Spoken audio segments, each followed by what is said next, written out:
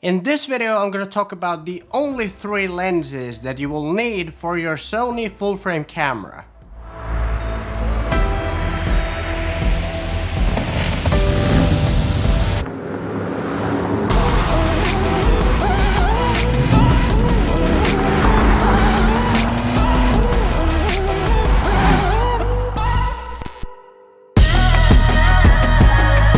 So in this video I'm going to talk about the 3 best Sony lenses on a budget for your Sony A7III, A7C or even the Sony A7S III.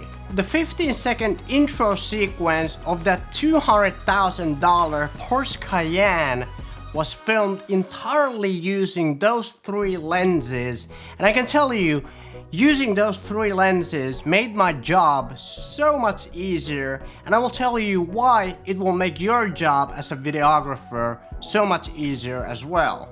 This is not a scientific review. These are just my personal opinions based on my own user experience, so keep that in mind when you're commenting in the comment section, alright? So I guess I could call these 3 lenses the Holy Trinity of Tamron. When we talk about the Holy Trinity of lenses, we usually talk about the 3 lenses that work in a group that allow the videographer to film in almost any situation with precision and efficiency. Those 3 lenses usually consist of 3 different lenses: a wide-angle zoom lens, a standard zoom lens, and a telephoto lens. So the 3 lenses that I'm talking about are all Tamron's lenses, starting from the wide-angle zoom lens, the 17 to 28mm f2.8 lens, and the 28... Okay, just pretend that I'm holding the lens because I don't have it in my possession currently. The 28 to 75mm f2.8 standard zoom lens and the telephoto zoom lens, the 70 to 180 f2.8 lens. So if you have 3 lenses that are around those same focal lengths, it makes it so much easier for you to film in those run and gun situations, because you can just easily pick one lens and zoom in or zoom out depending on which kind of a shot you need. Okay, so let's get right into why I think that these 3 Tamron lenses are the best budget lenses for your Sony full-frame camera. So let's start with the prices of the Holy Trinity of lenses of Sony. So the Sony FE 16 to 35mm f2.8 G Master lens costs around $2,198, and the 24 to 70 f2.8 G Master lens costs around $1,798, and the 70 to 200 f2.8 G Master lens costs around $2,298.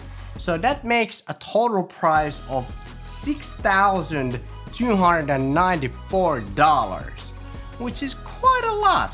It's more than like most of the camera bodies. And if we compare it to the Tamron's Holy Trinity, the Tamron's 17 to 28 f2.8 lens costs only $899, and the 28 to 75 f2.8 lens costs $879, and the Tamron 70 to 180 f2.8 costs around $1,099. So that makes into a total price of $2,977. So that means the Tamron's Holy Trinity of lenses cost less than half of the Sony's Holy Trinity of lenses. Quite a big difference, huh? Now, of course, there are cheaper versions of the Sony lenses with an aperture of f4, but I prefer and I want an aperture of f2.8 because when you have a bigger aperture like f2.8, it gives more light into the sensor, which makes it better for low light situations, and it gives you better background blur, that nice shallow depth of field, which I really love, especially in full frame lenses. Also, I gotta say that intro sequence of that Porsche would not have been possible without the help of Empo Nyman, who is an excellent photographer and content creator here in Helsinki, Finland. So go follow him on Instagram at Empo Nyman if you want to see some awesome photos of that particular Porsche and other luxury cars. My apologies, I'm gonna have to read straight from my notes because I don't have a teleprompter and I have a terrible memory, and it's getting pretty late and I want to get this video finished. But let's start with the pros of the Tamron's holy trinity of lenses.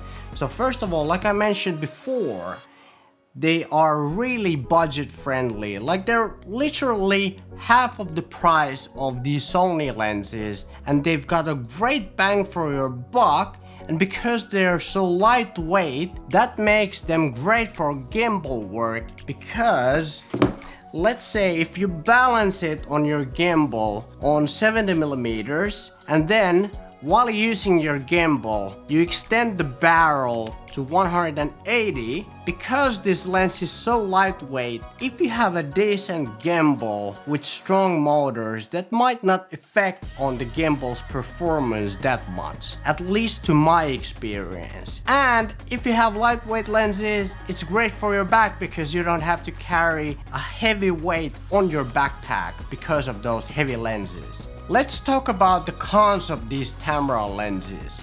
First of all, I would have really hoped that the 17 to 28mm wide angle lens would have zoomed all the way up to 35mm, because for example, when I'm vlogging and if there's happening something in the background, it would have been really cool to have the ability to zoom all the way to 35mm to film whatever there's happening in the background. But then again, it's not that big of a deal, and it's not a deal breaker for me. Another thing is that it would have been perfect if the 28 to 75mm f2.8 Tamron lens would have gone as wide as 24mm, because 24mm is my favorite focal length. And first of all, 24mm is wide enough to get close enough to the subject and film in tight spaces, but it doesn't distort the image that much that it would disturb me. So 24mm, it's my favorite focal length, but it's not a deal breaker for me either, because when you have the Tamron's Holy Trinity kit, it makes it so much easier to film basically everything because you have all the focal lengths covered. If you found this video helpful and want to learn more, I really recommend that you watch either one of these videos somewhere here on the screen, because I think you're gonna enjoy either one of them. Okay, thanks for watching and I'll see you again in the next one. Take care.